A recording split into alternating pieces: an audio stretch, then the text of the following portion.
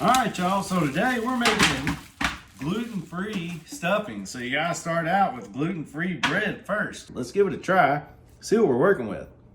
It's not horrible. I think we can do it. Let's get started. So first step is we gotta break all this up into little pieces. We're going into our oven at 250 for 20 to 30 minutes to dry it all out. Like little gluten-free croutons. You know we're gonna hit it with a little pop.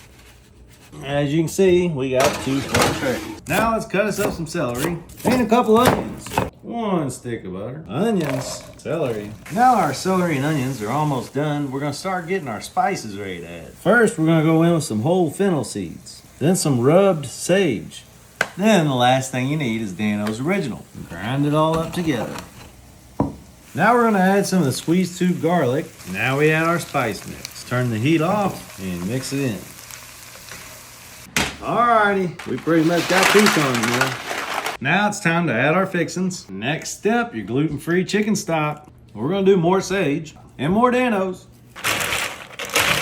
No, we'll get a try. I think we're onto something. We're gonna go ahead and just use the rest. So 2 whole containers, 3 loaves. The bread is holding its consistency. That's why I keep adding more, because it's kind of staying crunchy. Now we're going back into our oven at 425 degrees. All right, it's been about 35 minutes. Only one thing left to do, and that's to get a bite. Now you guys know that I would tell you if it wasn't any good. I would have maybe done a little bit more of the chicken stock in there.